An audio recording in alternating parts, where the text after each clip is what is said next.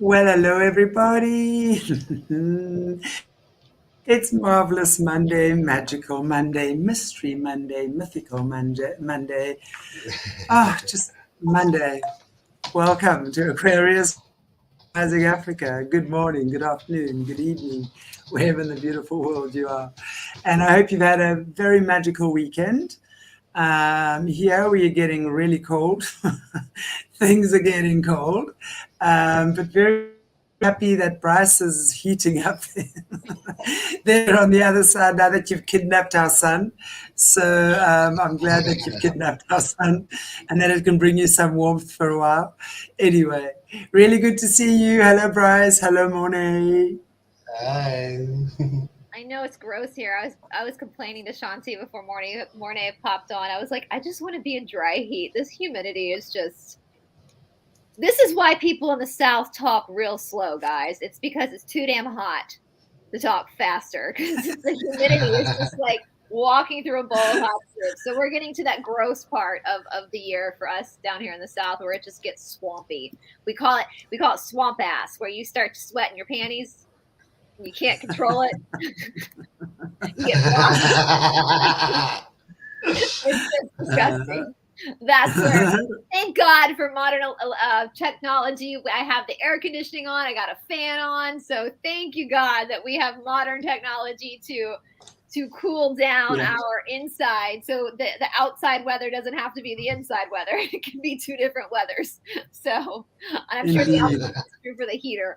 But you got the heater to turn on when it's cold outside. So thank you, God, that we live in this timeline where we're not just a slave to the weather. We can actually control our weather. So inside of our house, I know they have things to do outside too, but for us lowly 9%, we can control the AC. Listen, you obviously haven't watched our recent interviews about HARP and DARPA, right? I have So, not. No, are they talking about weather manipulation? oh yeah, it's part of the weaponization of the system, and it's part of, in fact, what the kids, the when we talk about the weaponization of the kids by the U.S., not only the U.S. military, Mm-hmm. by the military overall, but of course Jesse, who is our main whistleblower regarding that. Um, was with the US military, and what HARP and DARPA are very much part of that system that they use the kids to expand on their gifts and start manipulating weather and become the weather witches, as we call it. You know, So, that's what the Navajo talked about when I hear that, because there is a very important reason for weather. Like there's a God-given reason why we have certain seasons and certain, times for harvest, times for planting. And that's the Navajo. When you're able to work with the natural rhythm of weather and nature in its natural state, then that is considered light working. And it's black magic when you start to manipulate that and change that for your self-serving you know, right? I think what's really important, I've just on that topic of manipulation of energies, I think it's very important that we can clarify that as well. Just as I said, while we're on that topic, when we look at, for example, and I'm going to use crystals. Crystals work very, very well, and you'll often find crystal healers, right? Now, the reason why crystals work so well is because they vibrate on a very similar frequency to the human energy. So you can literally use them like for blockages in the body, and they literally, as I always say, open up the energy highway in the body. So they give you that space in time where it opens things up, and then it's up to you to get your energy to flow, right? So they really are a tool in that moment, but it's like take your car for a service where you get your pipes and things cleaned out, right? But it's up to you to make sure you put a fuel in there again and not a different type of fuel that is going to destroy your engine, right? So it's a similar sort of thing. When we use God's gifts in the way that God has intended for us to use them, and by that I mean as a tool that enhances in that moment, right? A tool that will give you clarity in that moment, a tool that will highlight things in that moment. Same thing with a person. I mean, you get very wise people in this world, and they're going to give you fantastic advice, and it's going to trigger something within you in that moment. But what a lot of people then tend to do is they get addicted to the person or the therapy. And I'm saying you've got to only do it once. Yes, work with things for a while, and then, but always understand the importance for you to walk without crutches, right? Yeah. At the end of the day, so to speak. And you see, and what the dark energies do, or the dark, or the dark players, if you will, I don't even know what to call them. They will, for example, they know how energy works. Of course they do. But instead of allowing energy to be, right, instead of allowing it, instead of you allowing yourself and therefore allowing the energy that is working with you to work together in whatever way, right, what they do is they then start controlling and manipulating it. So they too will use crystals, for example, but they will use the crystals to manipulate and take things away in that way. So, for example, that's how they will work with crystals. So, again, let us never forget things like crystals, symbolism. Everything is a tool. I mean, look at the Ankh. We always talk about the Ankh on the show because that's absolutely my symbol and has been for many years. But when you look at the dark forces, the Ankh is a very powerful symbol. And when used in its negative polarity, I promise you it can do more harm than any other symbol because these guys know how to turn that power and invert it. Yeah. Right? And that's so when you use it, and that's the important thing to understand is that all these things are just tools. It's the intention behind it. It's like my teacher in India always talks about the knife. A knife is just knife. It can be used to hurt someone, or it can be used to cut up fruit to feed someone. It's the hands behind the tool that are, and I think it's so important to really, because as we go through the emerald tablets, I know people have given us a lot of pushback, but I think Mr. Fox said it beautifully with you guys, where one of the big differences between the darkness and the light is that people of the light, or beings of the light, want to share their teachings. They want to share their discoveries with everyone, where the darkness keeps it very secret. Right? And they use it for manipulation. And we see that again, the same thing with like Thoth. Like I'm still working on my research for the Golden Dawn group, which was Hermé, like from the same types of teaching, but they used it for a negative way.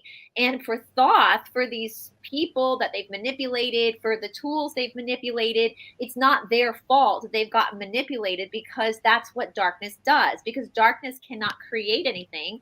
It can only steal or mimic. That's it.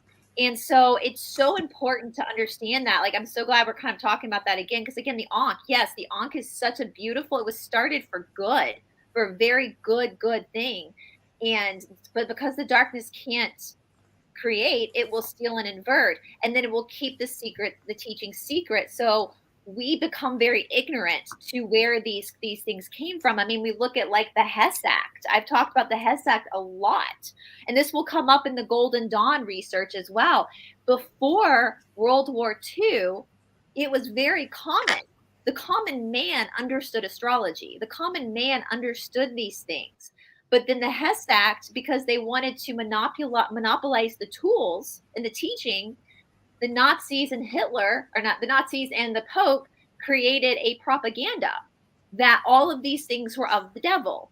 So everybody who's still out there saying that, oh, crystals are of the devil, or tarot cards are of the devil, or the emerald tablets are, you're believing Nazi propaganda, because they wanted to hide. Again, the light shares information, the darkness hoards it. They wanted to hide that, dumb you down, so you would have no idea. Could you imagine how even the playing fields would be if we knew everything the darkness knew? They wouldn't be able to get away with it, would they? Okay, but in the same sense, I would also say it would be very dangerous, because if any person gets hold of the knowledge, with the wrong intentions. Oh, wait, yeah, it could backfire. Well, And then they're hello. like, Of course, they've gotten hold of this knowledge with the wrong intentions. And they Area cut us off on it. 51. All we have to do is look at what the hell is happening in Area 51.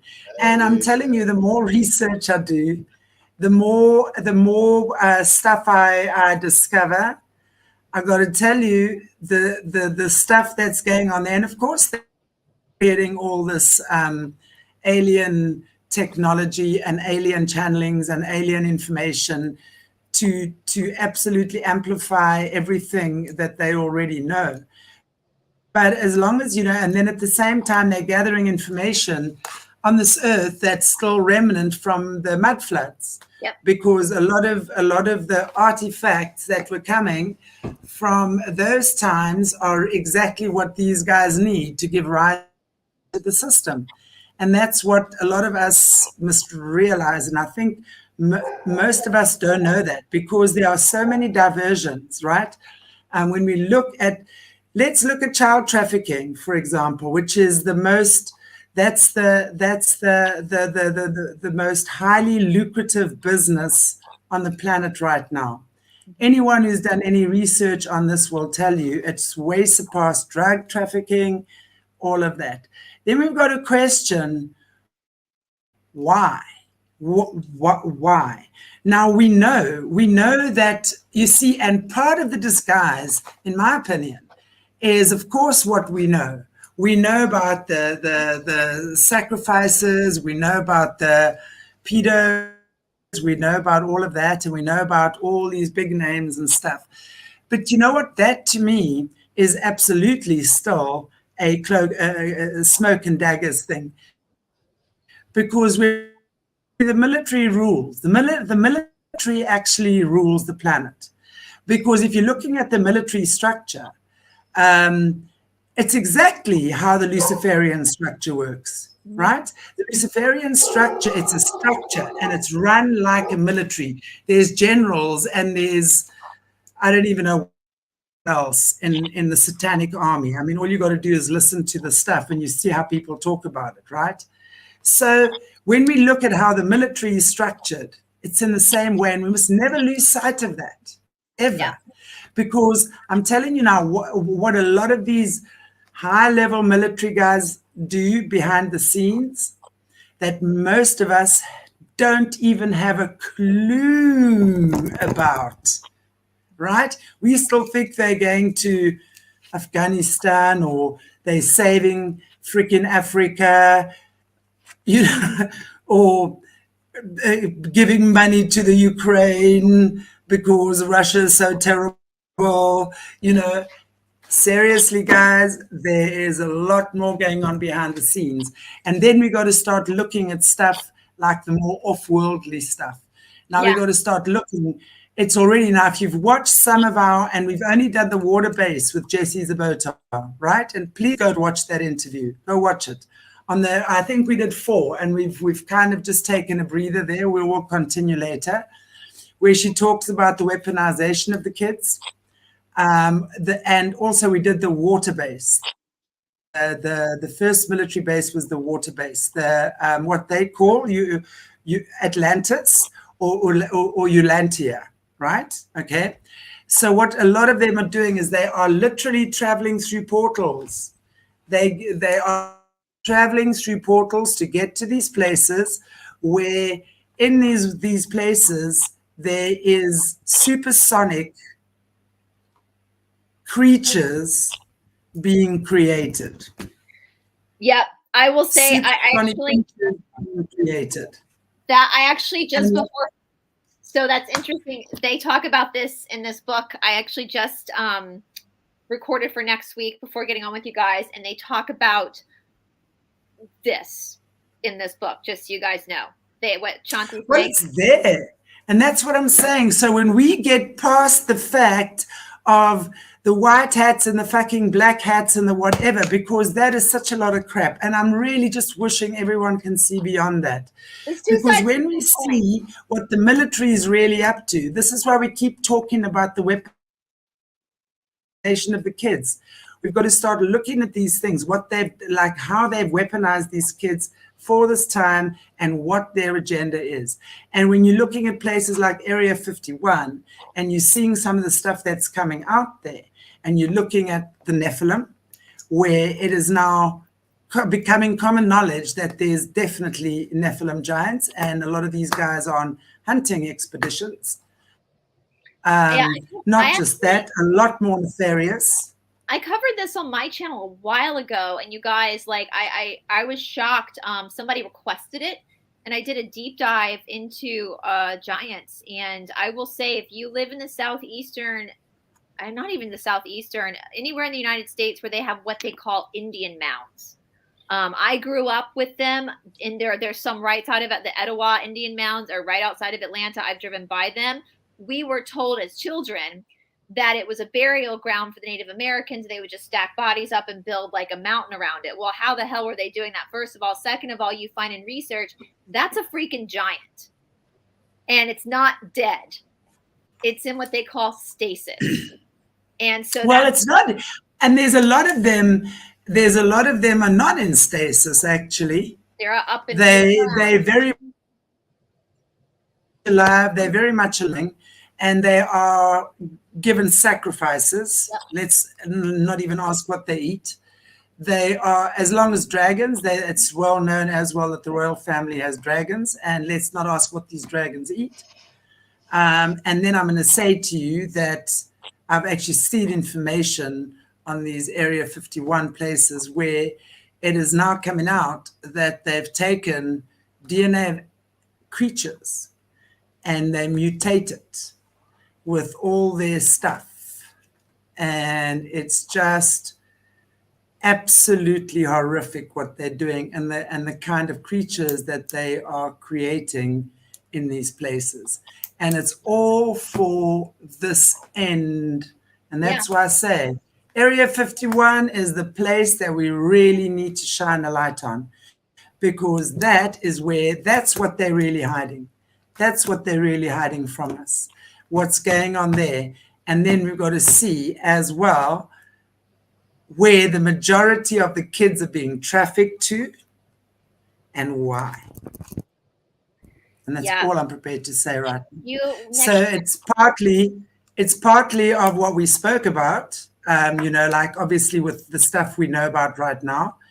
But if we're really looking beneath the scene, we've got to look at the military, and we've got to look at the role that the military plays in this, and how the military guys have been trained, because they are training, the soldiers are training the witches and the warlocks, and they're trained for specific purposes, these high-level guys.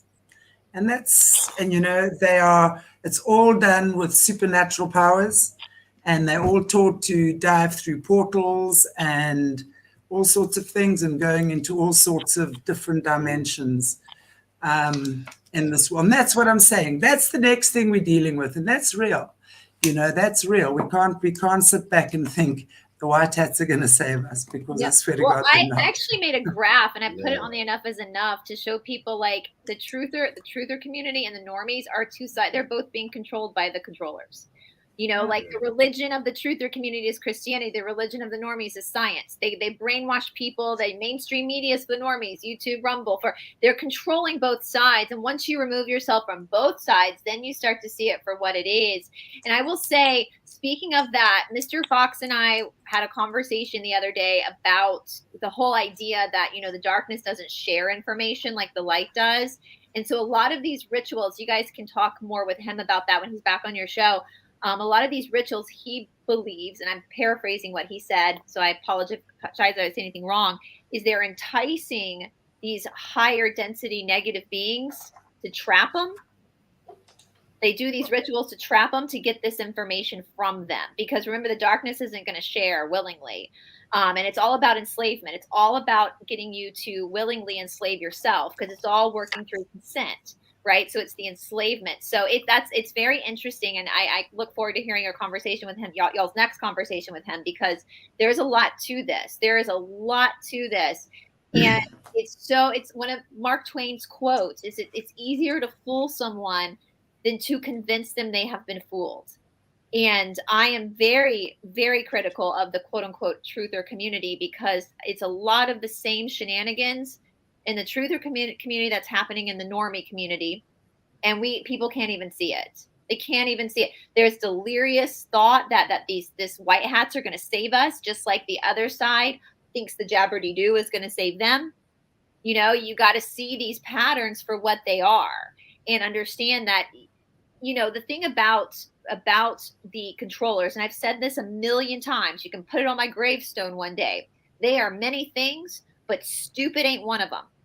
And we have to remember that they are not stupid, and they're psychotic. And that's a very dangerous combination.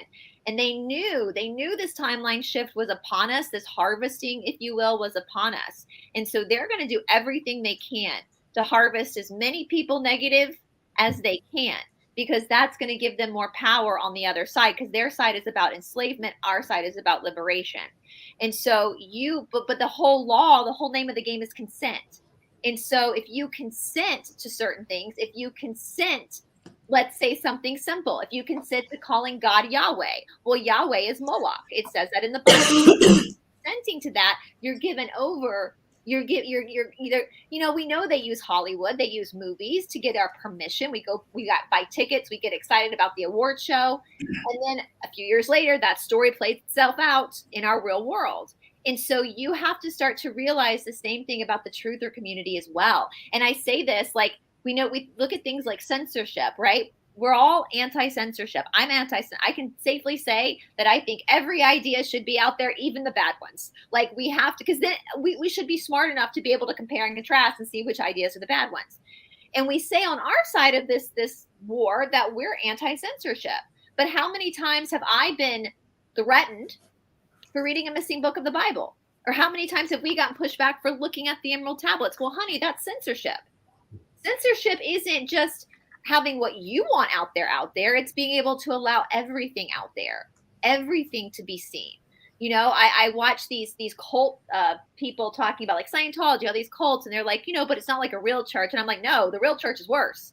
You know, the Christian church has done a whole lot worse. They censor, they've got over like 800 books that they're hiding from people in the Vatican. That's super censorship. You know, the Bible we have isn't even the real Bible. It's the concoction of King James.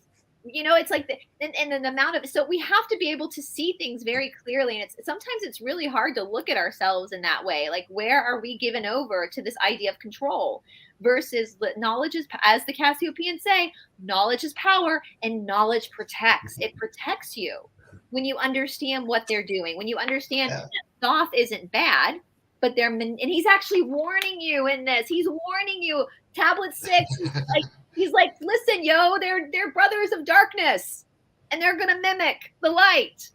Be careful. He's warning you, but they don't want you to read this, right? Because they don't want you to know that they don't want you to see that they're wolves dressed in sheep's clothing sometimes. And I do. The military, yeah, absolutely. I mean, I think that's why the controllers changed the geography of things. Like, let's look at that. Why do they say Egypt is in Africa when it's not? Because they don't want you knowing where, they don't want you to find where these particular pinpointed places are. If you do happen to get the Emerald Tablets, or they don't want you to know that there was a Sphinx in Memphis, Tennessee, where Thoth put his stuff. You know, like, they don't want you to know that. So that's why it's your job. You know, it's what's it? I mean, I know Ronald Reagan isn't what he was cracked up to be, but what was his quote? He said, "The scariest sentence you'll ever hear is, 'We're from the government. We're here to help you.'" I mean, that's true, right? Yeah, well, he's no, you know, no, what is it saying about something about truth? Yeah, he was speaking the truth there, because he absolutely knew about that, didn't he? Yeah, scariest sentence you'll ever see is, "We're from the government. We're here to help you." Yeah. No. Anyway, cool. Let's get moving on the tablet. All right. And I also want to say, before we get in, I saw Carolyn Carr was in the comment section. Yeah, girl, I wish I could go to the beach. But Carolyn, I did a giveaway on my channel, and Carolyn Carr, you won the Marnie Alton month membership. So you got to email me at esotericatlanta@gmail.com. Awesome. Carolyn, put Marnie in the subject line. I know, I announced it on Thursday. I know, Carolyn, that's some good news. So no, people who won haven't contacted me yet, but I saw Carolyn. I was like, I know she won. So Carolyn, send me an email at esotericatlanta@gmail.com and put Marnie, NIE in the subject line, and I will send you your month membership, girl. So anyway, that's some good news. All right, now let's get to tablets. All right, so this is Emerald Tablet number 7, the 7 Lords. And I'm just going to reiterate this by saying we're going to go through. We only read the first two verses last week, so I'm just going to start over at the beginning. I am on Doriel's commentary. So what I'm going to do, you guys, is I'm going to read all of what Thoth has to say first and then go back and look at what Doriel is saying. I want to tell everybody that, yes, you can get a PDF of the Emerald Tablets for free if you just Google the Emerald Tablets, Tablet 7. The commentary is not free. You have to actually purchase the book to get Doriel's commentary, but the Emerald Tablet itself is free. So I always want people to have their own copy. So he starts by saying, "Hark ye, O man, and list to my voice. Open thy mind space and drink of my wisdom. Dark is the pathway of life that ye travel. Many the pitfalls that lie in thy way. Seek ye ever to gain great wisdom. Attain it, and it shall be light on that way." We broke that down last week, so if you missed that, you can go back and watch last week's episode. "Open thy soul, O man, to the cosmic, and let it flow in as one with thy soul. Light is eternal, and darkness is fleeting. Seek ye ever, O man, for the light. Know ye that ever as light fills thy being, darkness for thee shall soon disappear." And again, that comes back because we see this with Thoth throughout these tablets, at least in my opinion. We see him his message kind of goes back and forth between the macro and the micro, and sometimes they are intertwined. And so here we definitely see a look at the micro, that the more you present your shadow side, the more work you do, the more you present it to be healed, it doesn't have that weight and that power over you anymore, right? It's like what you resist will persist and get heavier and heavier and heavier. But once you actually dive into and start working on that shadow side, that anger, that jealousy, that abandonment, all those gross feelings that can cause us to, what do they say? Hurt people.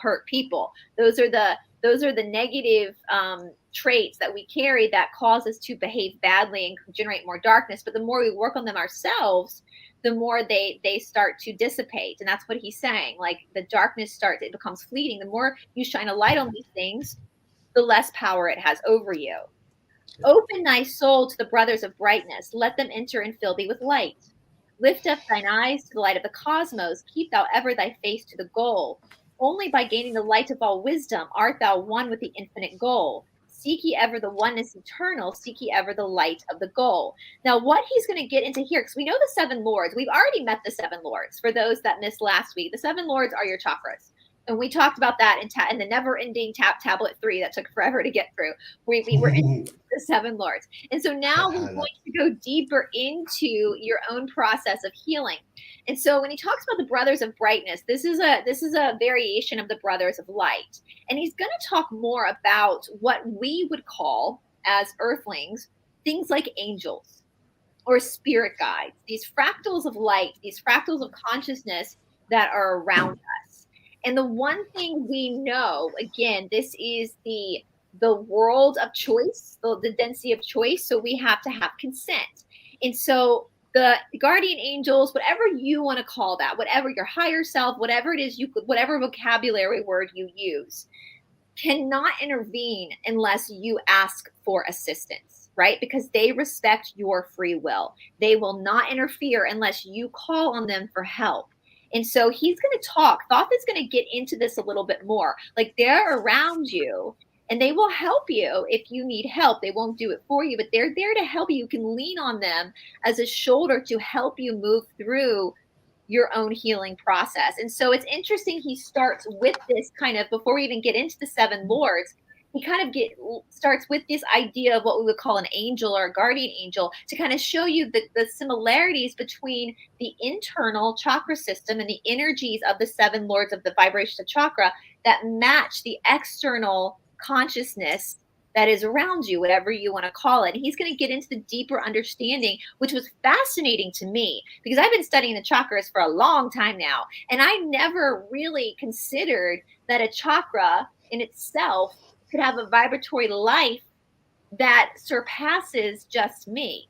But if you think about human consciousness, it is on multiple layers and multiple densities and dimensions. And so obviously the chakra system is reaching back to that as well. you know, and how these energies, the chakra itself, if you look at just one chakra like Muladhara, the red, the root chakra, it's got this extended life force that holds all this information that is here for your own healing, your own self-development. So in a lot of ways, the chakra systems themselves are the brothers of light. The 7 lords of light are connected to the consciousness that is around you. I hope that makes sense.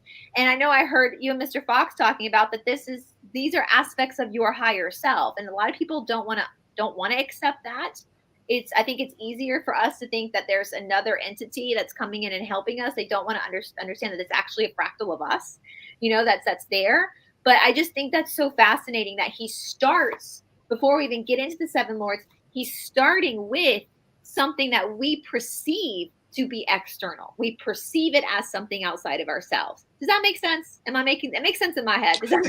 Is basically, are you saying that the chakras also have their own collective consciousness, like we have our own collective consciousness? And that's it. But that would play out in your external environment, though, because as within, so without. So whatever is playing out in your external environment, like law of correspondence or law of attraction, right? Yep. So whatever because of course everything is accumulated. Every moment you've ever lived is accumulated in your aura shaped like the Ankh. And of course, your aura would consist of whatever is within your chakras, right? So that would be vibrating out of you, and that creates your energy system. So it can't be any other way, really.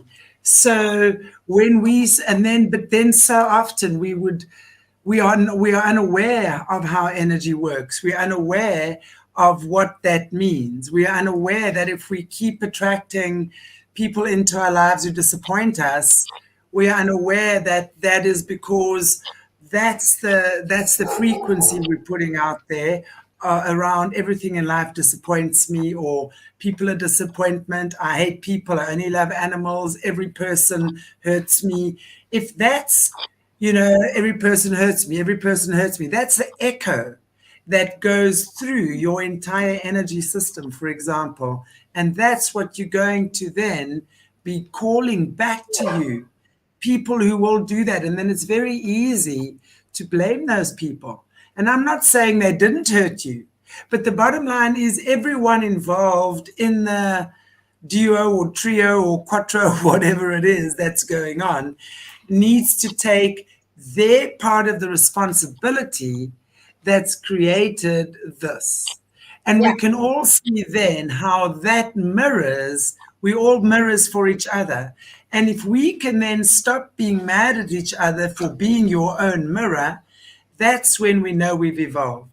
That's when I can say, I created this. I might not like what I've created, and I can understand that my frustration has taken me to a place where I'm completely blocked or whatever it might be. So I'm now going to defrag my thoughts. I'm going to defrag my emotions, and I'm going to recreate and reshuffle, because remember, energy can never be created or destroyed, only ever transferred or transformed. And now you've got to transform that energy into something that works for you, and for something that you can then create something positive or constructive from that. You've got to get the gift, in other words, in every experience. And when we do that, and then we realize we're not doing it to each other, but we are being it for each other. And exactly. Because when you do it, immediately you give the other person in the collective that space to do it for themselves. It's like when that light inside of you sparks and you do that forgiveness or you do that letting go, then the collective, like maybe the family unit or whatever that chakra is involved with, they immediately get that spark within themselves. And it's like giving them that opportunity. It's amazing. You never know. You could just do something so amazing, like forgive yourself. And that's an amazing act. And immediately when you do that, that light goes out collectively with anybody you're connected or anybody that's connected with that situation. And immediately gives them that feeling, that opportunity, that moment where they can decide, oh, I'm going to forgive now. I feel good to forgive now. Yeah. I suddenly have the courage to forgive now.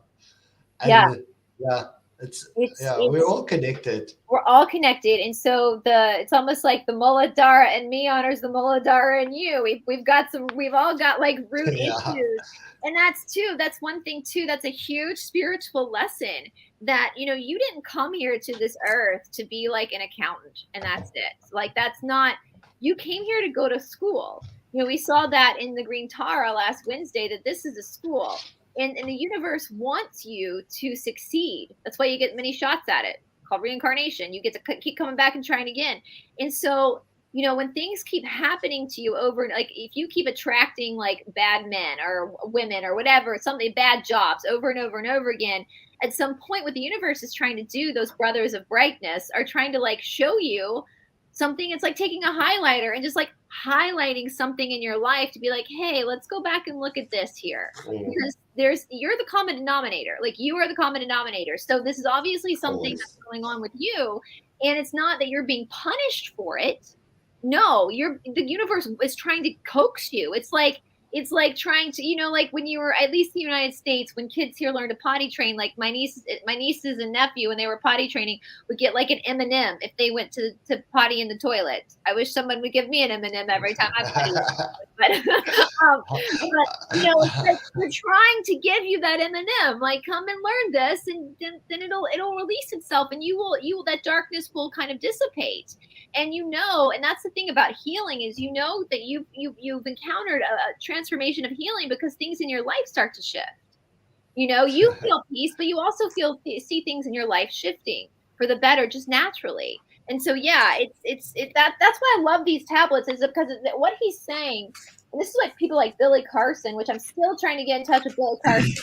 I'm trying not to stalk him so much, but if anybody knows Billy Carson, send him my way, esotericatlanta@gmail.com. But he says the more and more you read this, the more you're going to get out of it. And it's so true, because there's so much here. There's such subtle lessons that he is telling you here. He goes on to say, light is infinite and light is finite. So it's both infinite and finite, separate only by the darkness of man. So light is infinite. It's always there, but you get separated from it by your own shadow side, by your own darkness. Like, that's when it becomes finite. And guess what? If it's your darkness, if you're the conductor, if you're the magician creating the darkness, then you're also the one that can untangle it as well. Seek ye to rend the veil of darkness, bring thou together with the light of one. Hear ye, O man, and list to my voice. Sing the songs of light and of life. Throughout all space, light is prevalent, encompassing all with its banners of flame. Seek ye forever in the veil of darkness. Somewhere ye shall surely find the light. So even in the veils of darkness, you're going to see glimmers of light.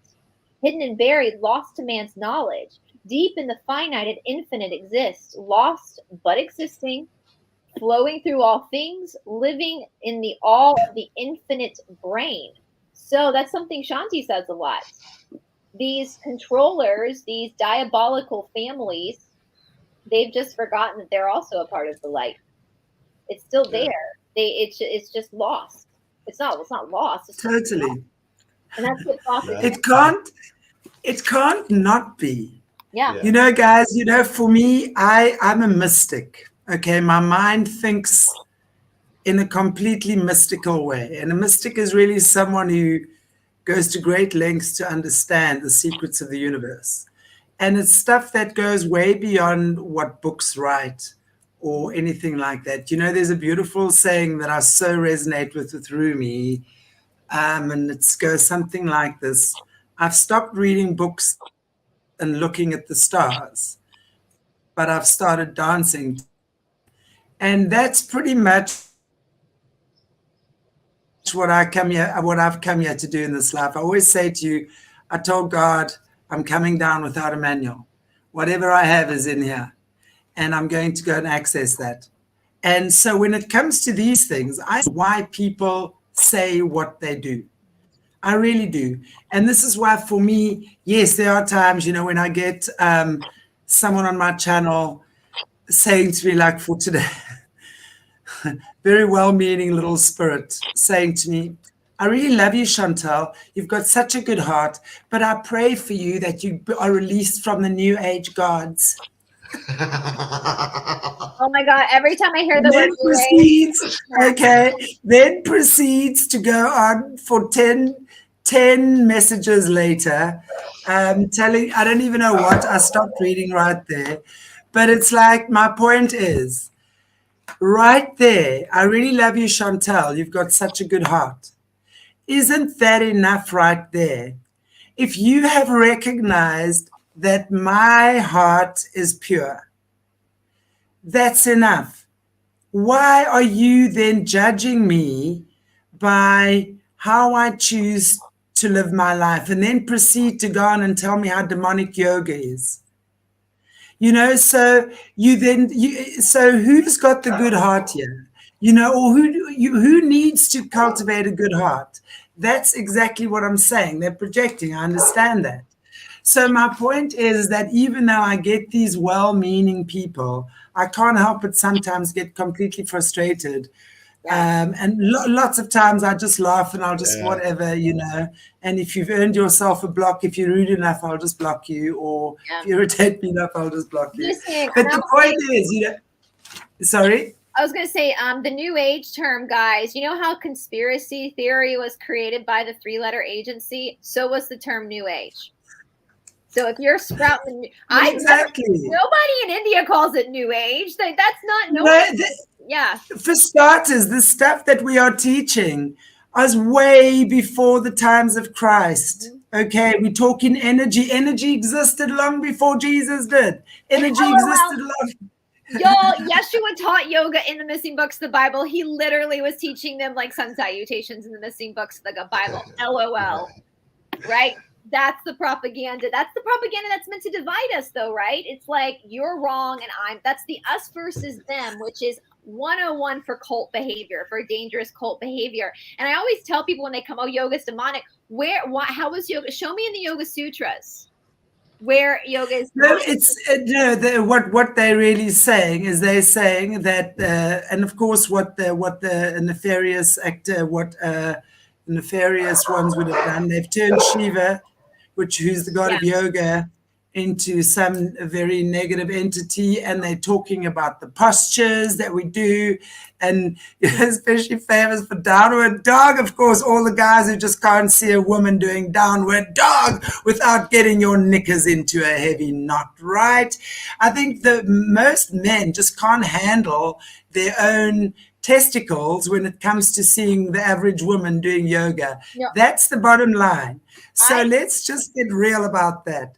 My point is that guys, get a control of your loins, get a control of everything you need to get control of. Okay. It's nothing demonic about yoga. It is the most beautiful practice. The word yoga means a prayer to your body through the divine, amongst other things as well, right? So it really is the most incredible way to breathe, to twist, to stretch, to exercise your body, to give your body just the most amazing space and time. So that's what I'm saying. Those postures are demonic. But what about dance and gymnastics? Yeah, that's what I'm saying. Now you're going to go and you're going to gym with these big cabal companies with massive flipping machines that cost 4 million and or how many millions that you now sitting pumping and you thinking you're doing such a good job taking pictures of yourself. And let me tell you something. The difference between yoga, people who do yoga, we do yoga because we like ourselves. We like our bodies. We like our spirits. We are giving ourselves nurturing. The average person at the gym does not like themselves very much because they're constantly wanting more, better, bigger, losing weight. I've got to get there and I've got to this. You guys have got it wrong. If you think that's putting you into your place of alignment, your place where you're connecting with spirit in the most beautiful way. Where you are, where do you ever find a machine in the gym that stretches your toes? You don't. In yoga, you stretch your toes, and I'm going to tell you why. Because your toes, when you look at your toes, are all connected to your mind. right? When you look at reflexology, your toes and your thoughts are intrinsically connected. So the minute you get yourself out of those crunchy, funchy shoes that you always wear because you think that that's going to make you look sassy and sexy, and then you know, go to the gym and put on your latest things that give you blisters and whatever, it's not, you've missed the point. The point is you want to connect with nature. The point is you want to be connected. You want to stay connected. You want to work with yourself. Your body is your temple. It totally is. Yourself. Yoga heals your body. Yeah. People tend to grow like an inch after starting the practice. And it's not, Shanti's right. Like it's the postures. All they're doing is opening up and it's a breathing practice, really, at the end of the day, is what yoga is doing, is getting you to breathe through sensation, you know, and that's in the Bible. God breathed life into man and man stood up. It's a breathing practice. And I always say to people when they come at me with this, like, it's demonic, I'm like, show me in the Yoga Sutras, because there's a lot of propaganda out there. There's a lot of fake news out there. But if you go back to the Yoga Sutras, which is the basis of everything, and then we can have a discussion, because I'm not going to have a discussion with someone over fake news, over propaganda. It's a waste of my time. Yeah. You know, well, I just want to be a devil's advocate and ask this question as well, because I know yoga, it really is like the perfect postures to open up your chakras, the energy points in your body. So if you're doing it with the wrong intentions, saying, I want a better booty because I want that man, when you're doing that exercise with the wrong intentions, doesn't that maybe open up your energy as well for maybe? I think no. I don't agree with that. Yeah, I think what you're going to get to a certain point, then you're going to get, I mean, obviously, you're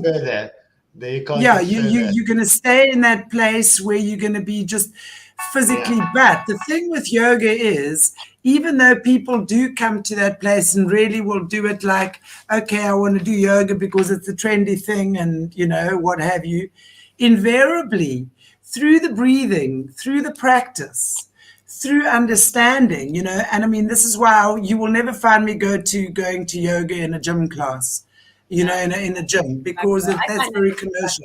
But even that, you know, just the breathing, it's already going to take you to a deeper place of awareness. So it awakens things in you. And it's a journey. You know, a lot of people think, oh, I'm going to Cape Town. If they're coming up from America or something, and then they think there's lions walking around the street.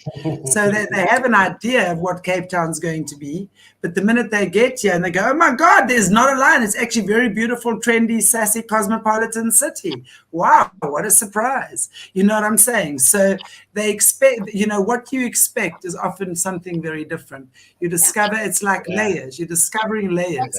And there are some people who will decide they hate yoga, and that's fine. Then, you know, go and do what you need to do. Well, I will say, especially with traditional yoga, because in the traditional yoga, we're up very early in the morning, and it can be very intense. And so, I mean, even my boyfriend has said, like, why, you know, if you're just doing this for a hot body, there are a lot easier exercises to do that don't require you getting up so early. And I will say too, what yoga will do is it will pull up your shittiness. Like it will, I say that in the beginner courses all the time. I'm like, you're going to go through a honeymoon phase, and then all of a sudden emotions are going to start to come up. And for those that can't handle it, for those that don't want to deal with it, you know, they will run away. They won't come back. They'll quit, you know? And so it really does a good job at weeding out those that are serious about the teaching and serious about the path versus those that aren't or can't handle it. And I will say about men, so in traditional yoga, it's very few women. It's mostly men, because in India, it started off as a very masculine thing.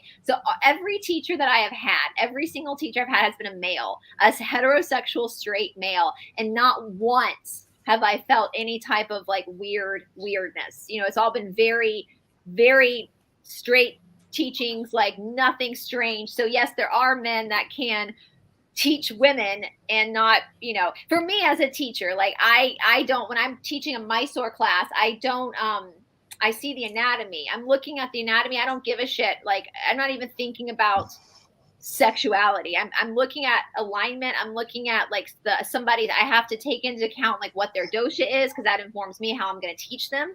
You know, if I've got a vata in the room, I'm not going to be screaming at them. But if I got a kapha in the room, they're going to need more of a fire under their ass, you know? And so, yeah, traditional yoga is very different. I won't go to a gym yoga because I find it very disrespectful to put yoga in the gym, because yoga should be at a shala. That it should be at a very sacred, you know, it's a sacred space where people are, I mean, we at AYA, we're very strict about keeping the sacredness of the room, because there are people in there working through their trauma. There are people in there that are really going head to head with themselves. And so keeping that space quieter, even though you do hear the F-bomb every now and again, we don't play music, you just hear the breathing, and then the teachers talking to the students, working them through stuff. And so, you know, that's again, but that goes back to what we were just talking about when we started this episode. Knowledge is power and knowledge protects. So if you are believing that yoga is demonic because somebody told you it was, then you haven't done your work. You are falling for propaganda, and that's why you need to go. It's not going to hurt you just to read the Yoga Sutras. Just read them. See what Patanjali has to say. Because the thing about yoga, the practice of yoga, yoga transcends all religion. Richard Freeman, who's a very, very famous Ashtanga teacher, senior teacher, he has this great video. It's fantastic. It's about 5 minutes long, and it's called Yoga Ruins Your Life, and it's a fantastic video. And you see them in a Mysore room. I'll send it to you guys when we get off. If you want to put it in the description box. And he talks about how he goes, yoga ruins your samskaric life. And he says something about you all of a sudden don't take political extremes anymore, and you're finding that essence that all religions are looking for. You're finding that within yourself on your yoga mat.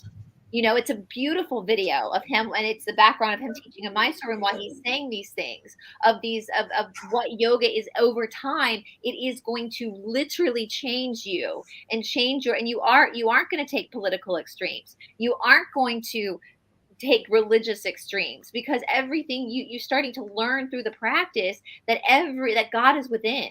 That is literally what you are learning in your practice, is that are remembering something I think we were born knowing, is that the Holy Spirit has always been with you and has never left you. And all the hardship you go through, it's there helping you clear the pathway of, we call it patterning, the bad patterning, the samskaric patterning, to create new patterns that are healthier and more balanced for you. And so I would say that to anybody out there that thinks something is demonic, why don't you just study it for a minute? It doesn't mean that you're becoming that. You can, as Aristotle said, it's a sign of an intelligent mind when you can entertain an idea without accepting it. You can read the Yoga Sutras without accepting them. And when you read the Yoga Sutras, it's almost like the Emerald Tablets, where Patanjali is basically just saying, these are my observations about human suffering. This is my observation. Your mind, yoga chitta vritti nirodha, your mind, your thoughts, the chittam is screwing you up. And if you just let go, and there's one of the niyamas, it's about having total faith in God. It's one of the niyamas. It's a Sanskrit word. I'm not even worried about the Sanskrit. It's about having total surrender to God. And in Sri Swami Satchitananda's commentary, he talks about, like, for me, I struggle with anxiety, right? That's something I've been very open about. It's something I've struggled with for a very long time. It's one of my work in this life. And he will say, when you start to understand total devotion to God, total surrender to God, then you know when things like anxiety start to happen, that's where you're coming out of alignment with your trust. And so you can go, okay, interesting, as Ram Dass says, interesting, I have anxiety here. Where am I not trusting? Why am I not trusting? Let me go back and unpack this. And so it's a beautiful practice of knowing God, of viscerally knowing God. And so anyway, I challenge anybody who thinks it's demonic. I will not debate anybody who goes into propaganda, but if you want to talk about the Yoga Sutras, that's what we'll talk about, because the propaganda is just lies. That's all it is. Lies. The reason why I asked that question in the first place is because some people say when you do that moves, you open up stuff. But Shanti, you said it very clearly. You can only get to a certain stage. And that's what the controllers also, they can't use God's power. They can't use God's power. It's only when you're in alignment that you can connect with your true essence and the beautiful powers flow through you. They can invert it, they can come close to it. So if you're doing a downward dog, it doesn't mean you're gonna get possessed. No, That's what my whole that's the point thing. is. Can I remind You're people gonna breathe too? and you're gonna become more comfortable. Stuff Listen, like that. a demon can't accidentally jump into you guys. It's consent. Exactly. You have to actually ask for that. And so if you want a demon to possess you, you don't need to be doing yoga to do that. You can probably just do it in your living room. Like, but on the flip side, if you're doing yoga or dancing or doing anything, if you don't want that, if you haven't consented to that, it's not going to happen, because there are laws of consent. To think that a demon is just going to accidentally fall into you, it's not going to happen. That's saying that you have no right, of consent. You are giving up. That's not how it works, you guys. And I'm sorry, even if you're sitting like this, totally closed up, your energy fields are still there, and anything can get in those energy fields if you want it to. So opening up, and I will say something about backbending. I will say this too. So we talk a lot about, backbending is stomach opening. You don't stretch your stomachs in the gym. When you start stretching open your stomach in that way, your digestive tract, oh man, the healing that happens. I always tell my students, like, if you want a six-pack, do a bunch of back bends. Don't do crunches, because once that stomach starts to expand and open and that blood flow can come in and course through your digestive tract, when you can create the vitality of your organs through those movements, oh man, it's amazing. And God gave you, if God did not want us to use these bodies, we would not have bodies, right? This body's a gift. It's a beautiful gift to explore. And you've got this nervous system and these senses. And when you really, at the end of the second sutra, Patanjali talks about being able to control your senses, meaning in a very subtle way, you're understanding your senses. And when you understand your senses, you can enjoy them more when they're good. And then when there's something negative, you understand the negative sensation that you can then work with. So anyway, I know we went off on a little tangent there, but yeah, I want to say that I think from next week we will definitely be sticking to the emerald tablets, and we will have no diversions, guys. I promise you. I'll make sure of that. That we are not diverted. It's a short tablet. But it's the seventh tablet. This is important though, because I think the tablets and the sutras kind of say a lot of the same things anyway. Thoth and Patanjali are saying a lot of the same things. So anyway, but yes, I've got us marked for next. It's a short tablet, so hopefully we'll definitely finish it next week, because it's not a very long tablet, the seventh tablet. So cool. Okay, everybody, thank you. And I'm just actually looking here at some of the comments here. I want to just see if there's anything. Yeah. Yeah, Wim Hof. So Maria's talking about Wim Hof and cold water therapy. Yeah, Wim Hof does talk a lot about the breathing. And Shanti and I did a whole episode on solutions about cold water therapy, cryotherapy. But yes, Wim Hof is big with the breath, and the breath controls the nervous system. So yeah, if you can learn to control your breathing, then you can calm yourself down in any situation and not be so. But it's also, just literally, if you have a cold shower, take a shower shot in the morning. I do that after your hot shower. You just take a 1 or 2 minute cold shower. That immediately already sorts your breathing. What I do is I put my face as well in cold ice water in the morning. Like a bowl of ice water. It resets everything. And for vanity's sake, if you do look a little puffy when you wake up in the morning, just a few minutes in cold water takes that puffiness away. But I wanted to Mitzi's comment here. It's sad because the church tells us that yoga is demonic, so much brainwashing. Yes, well, so yoga is, as gurus used to say, yoga is the cure for brainwashing. It's literally the antidote for MK Ultra, because it teaches you how to understand your own mind and how your mind works. And so that's why a lot of these institutions will tell you that yoga is bad, because they don't want you having the antidote. They don't want you understanding that you how to control your own thoughts and and understanding your own self in a very independent way. So yeah, that's why. Once you see it, you can't unsee it, right? Like once you see it, I'm actually while we're here, I'm gonna pull this to send this to you, Morné, the Yoga Ruins Your Life. But yeah, I would highly suggest getting the Yoga Sutras. Any commentary is fine. Sorry, you guys might hear something. I'm just going to pull this up to send this to Morné here, this link. It might play. Put it in the chat. Yeah, I am. Yeah, I'll put it in I'm gonna put a private chat here for you. It's the Yoga Ruins Your Life, but it's beautifully done. It's only a 5-minute little YouTube. Or it's 2 minutes, 27 seconds. It's less than 5 minutes. Cool. I will put it in. Okie dokie. Well, that'll be up in the chat, so you guys can have a look at that. There we go. Morné just put it in. Okay, guys and girls. Then on that note, I think we wish you a wonderful evening, morning, wherever in the world you are. I'm in the evening here. I want to just quickly check my schedule for the next week, just to give you guys an update again. I don't know, Morné, maybe you can, do you have a copy of the schedule there? We can just pop it up. I have it, yeah. Okay, so we got Alice Parola tomorrow. There we go, Alice Parola tomorrow. Dealing with borderline personality disorder again. That's a really cool, and actually the topic tomorrow is codependency. So we're going to be dealing, Alice and her daughter Nikki are going to be talking about codependency, which is very, very interesting, because it's something I think that so many people have, knowingly or unknowingly as well. And it all stems from these things. It's such an interesting topic that we're dealing with. It really helps us understand ourselves, those around us, helps us identify people who might have similar situations. So it's very, very interesting series with Alice. Okay. Then Wednesday, of course, Jessie. We haven't quite decided on the topic. We're debating on one or two things. We'll let you know. Then, of course, Bryce in the evening with Sophia Code. Then nothing on Thursday so far. Yes, actually on Thursday we do. Gloria Masters on Thursday. Sorry, that's on the one. Gloria Masters is that New Zealand survivor. And she's actually started an incredible initiative, which is hand signaling for teenagers who are in trouble.